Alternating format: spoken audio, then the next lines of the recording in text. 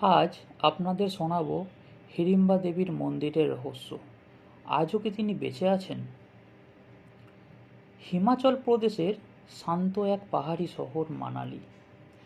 চারদিকে যেন ঘন দেওদারু গাছের জঙ্গল, আর সেই জঙ্গলের মাঝখানেই দাঁড়িয়ে আছে এক অদ্ভুত রহস্যময় মন্দির, হিড়িম্বা দেবী টেম্পল। এই মন্দিরটা অন্য সব মন্দিরের মতো নয়। এখানে নেই কোনো ঝকঝকে সোনা বা রূপোর কাজ, নেই কোনো বিশাল ভিড় বা উচ্চস্বরে মন্ত্র। বরং এখানে আছে এক অদ্ভুত নীরবতা, যেন এই নীরবতার মাঝেই লুকিয়ে আছে হাজার হাজার বছরের পুরনো এক গল্প। হ্যাঁ, এই গল্পের শুরু মহাকাব্য মহাভারত থেকে। অনেক অনেক বছর আগে এই জঙ্গলে বাস করত এক ভয়ঙ্কর রাক্ষস। নাম ছিল তার হিড়িম্ব।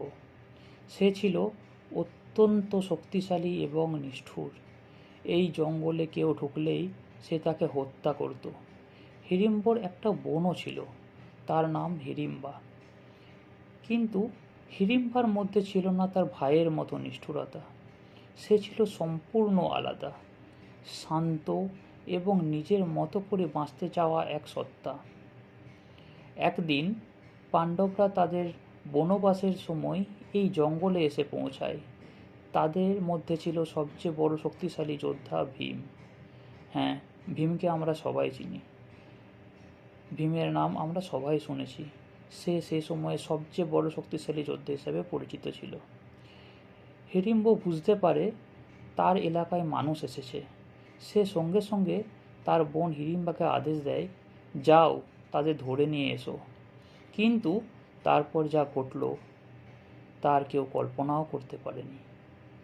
হিড়িম্বা যখন ভীমকে প্রথম দেখল, তার মধ্যে কিছু একটা বদল এলো। সে ভীমকে আক্রমণ করতেই পারল না, বরং সে প্রেমে পড়ে গেল। একজন রাক্ষসী আর একজন মানব যোদ্ধা। হ্যাঁ, তাদের এই অদ্ভুত সম্পর্ক শুরু হলো সেই মুহূর্তে। হিড়িম্বা ভীমকে সব কিছু জানিয়ে দেয়, আর তার ভাইয়ের পরিকল্পনা সে খুলে বলে। তার আসন্ন বিপদের কথাও সে জানায়। এরপর খুব শীঘ্রই হিড়িম্ব নিজে আক্রমণ করতে আসে, আর শুরু হয় এক ভয়ঙ্কর যুদ্ধ। জঙ্গল কেঁপে ওঠে, চারদিক থরথর করে ওঠে, গাছগুলো যেন ভয়ে নুয়ে পড়ে। আর সেই লড়াইয়ের শেষে ভীম হিড়িম্বকে হত্যা করে। এরপর হিড়িম্বা তার জীবনের সবচেয়ে বড় এক সিদ্ধান্ত নেয়। কী ছিল সেই সিদ্ধান্ত? সে ভীমকে বিয়ে করবে। হ্যাঁ, সে ভীমকে বিয়েও করে। কিছুদিন তারা একসাথে খুব আনন্দের সঙ্গে এই জঙ্গলেই বসবাস করে, আর তাদের এক পুত্র সন্তানের জন্ম হয়, ঘটোৎকচ, যে পরে মহাভারতে এক শক্তিশালী যোদ্ধা হিসেবে পরিচিতও হয়। সেটা আমরা মহাভারত থেকেই জানতে পারি। এই গল্পটা সুখের হলেও স্থায়ী কিন্তু ছিল না। ভীমের সামনে ছিল বড় দায়িত্ব, তার নিজের ভাগ্য। তাকে চলে যেতে হয় জঙ্গল ছেড়ে। আর হিড়িম্বা, সে থেকেই যায় সেই জঙ্গলেই একাই। কিন্তু সে ভেঙে পড়েনি। সে নিজের জীবনকে সম্পূর্ণ বদলে ফেলে। সে শুরু করে এক গভীর তপস্যা। বছর কেটে যায়, সময় এগিয়ে চলে, আর ধীরে ধীরে হিড়িম্বা নিজেকে রূপান্তরিত করে এক দেবীতে। হ্যাঁ, একজন রাক্ষসী থেকে এক দেবী। কি অদ্ভুত না? কিন্তু এটাই হয়েছিল। যে জায়গায় সে তপস্যা করেছিল, আজ সেই জায়গাতেই দাঁড়িয়ে আছে এই মন্দির। কিন্তু রহস্য এখানেই শেষ নয়। এই মন্দিরে অন্য কোনো মন্দিরের মতো মূর্তি নেই। এখানে আছে একটি পাথর, যেটা আজও অনেকেই হিড়িম্বার পদচিহ্ন বলে দাবি করেন। আজও এই মন্দিরে কিছু অদ্ভুত রীতি পালন করা হয়। স্থানীয় মানুষের বিশ্বাস, হিড়িম্বা দেবী এখনও আছেন। তিনি এই জঙ্গলকেই রক্ষা করেন, মানুষকে আশীর্বাদ করেন।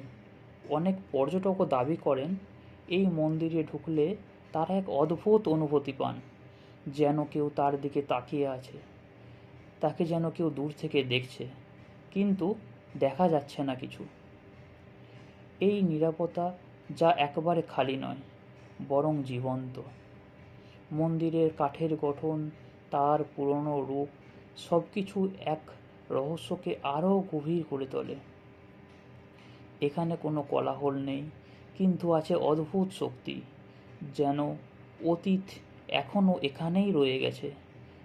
তাই যদি কোনোদিন আপনি মানালিতে যান আর এই মন্দিরে পা রাখেন, একটু দাঁড়িয়ে যাবেন, একটু থেমে শুনবেন এই নীরবতার শব্দ, কারণ হয়তো আপনি একা নন, হয়তো হিড়িম্বা দেবী এখনও এখানেই আছেন।